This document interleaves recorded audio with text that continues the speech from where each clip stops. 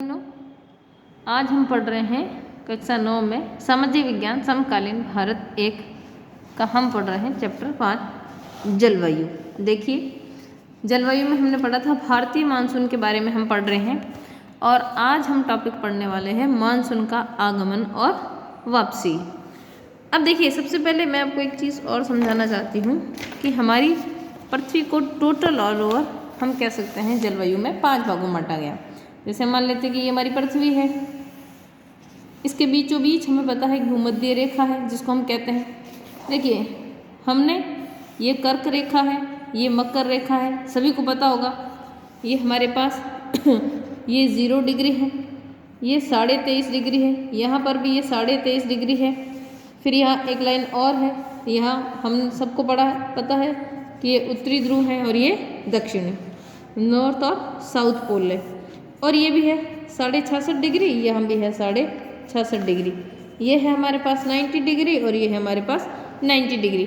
तो देखिए, हम कह सकते हैं कि जो बीच का पार्ट है हमारे पास, यानी कि इधर आ गया थोड़ा, 0 डिग्री से लेके और ये 23.5 डिग्री तक, ये हम कह सकते हैं उष्णकटिबंधीय, क्योंकि सूर्य की किरणें सीधी पड़ती है। और हम कह सकते हैं विषुवत रेखा, यानी कि सामान्यतः यहाँ हम क्या कह रहे हैं, सामान्यतः यहाँ पर ये बॉर्डर आपका, सामान्यतः यहाँ पर रात और दिन कैसे होते हैं, बराबर। ये जो है इसे कहते हैं उष्णकटिबंधीय।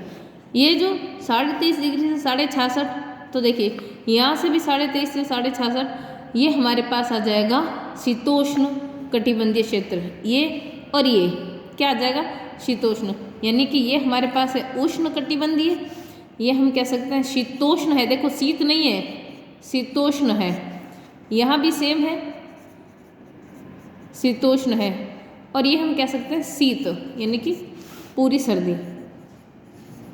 तो देखो 5 भागों में बढ़ गया, उत्तरी शीतोष्ण भाग, शीत, फिर शीतोष्ण, फिर उष्ण कटिबंधीय, फिर शीतोष्ण साउथ, और ये शीत यानी कि कोल्ड हम कह सकते हैं। या तो बर्फ जमी है लगभग यहाँ दोनों ध्रुवों पर, तो और यहाँ पर सीधा सूर्य चमकता है, विषुवत रेखा है ये। यहाँ पर सामान्यतः यहाँ पर जितने भी देश वगैरह आते हैं, तो यहाँ पर क्या होता है, यहाँ पर दिन और रात एक होते हैं। हम यहाँ उत्तरी गोलार्ध में है, कल भी हमने पढ़ा था भारत हमारा उत्तरी गोलार्ध में है। तो यहाँ पर देखिए कुछ जगहों पर गर्मी पड़ती है और हम ऊपर के भाग में हमारे यहाँ भी जम्मू कश्मीर और यहाँ पर बर्फ़ गिरती है। इससे ये इसलिए बताया कि जिससे आपको थोड़ा समझ में आए कि हम किस तरह से पढ़ेंगे जलवायु के बारे में। देखिए आगे, अब हम पढ़ रहे हैं मानसून के आगमन और वापसी। व्यापारिक पवनों के ये कह रहा विपरीत मानसूनी पवनें नियमित नहीं है। आप सभी को पता होगा ये नियमित नहीं होती है, व्यापारिक पवनें भी और मानसूनी पवनें भी, लेकिन यह एक स्पंदमान प्रकृति की होती है। उष्णकटिबंधीय, मैंने आपको बता दिया उष्णकटिबंधीय क्षेत्र कौन सा है। उष्णकटिबंधीय समुद्र के ऊपर प्रवाह के दौरान विभिन्न वायुमंडलीय अवस्थाओं से प्रभावित होता है।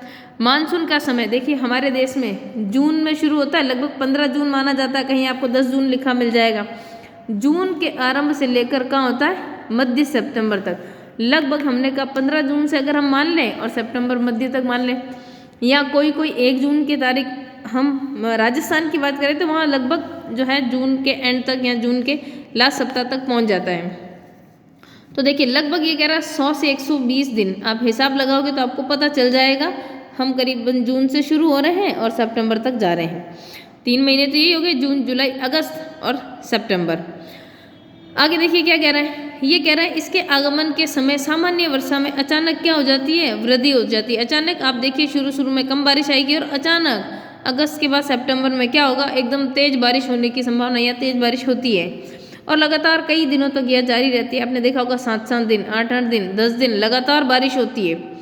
ये कह रहा है इसे मानसून फटना या ये कह रहा है प्रस्फोट कहते हैं। आपके पास सवाल बनेगा मानसून प्रस्फोट या मानसून फटना किसे कहते हैं, तो आपको बताना है कि सामान्य बारिश में जो अचानक वृद्धि हो जाती है उसे कहते हैं मानसून का फटना, तथा इसे मानसून पूर्व बौछारों से पृथक किया जा सकता है। यानी कि शुरू में तो धीरे धीरे या कम बारिश आती है। सामान्य जून के प्रथम सप्ताह में मानसून भारतीय प्रायद्वीप के दक्षिण छोर से प्रवेश करता है। आप सभी को पता होगा तमिलनाडु, केरल, यहाँ सबसे पहले जो है मानसून आता है और इसके बाद क्या होता है, 2 भागों में बढ़ जाता है, अरब सागर और बंगाल की खाड़ी।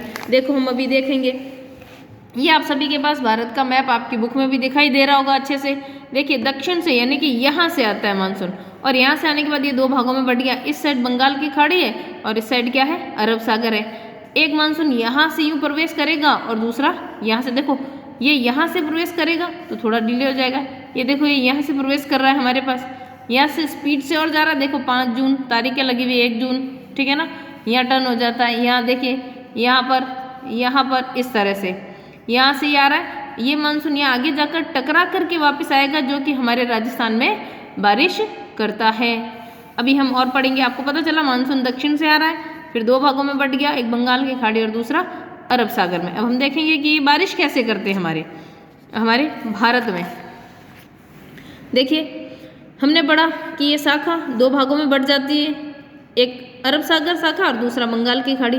अरब सागर शाखा लगभग 10 दिन बाद, देखो 10 दिन बाद, ये रहा हमको 10 जून बता रहा है, 10 दिन बाद मुंबई में प्रवेश करती है। देखो ये रहा, आपने अभी भी देखा होगा कुछ समय पहले तूफान आया, जोर से तेज हवाएं चलती है, ये सारी न्यूज़ आपके पास आती रहती है।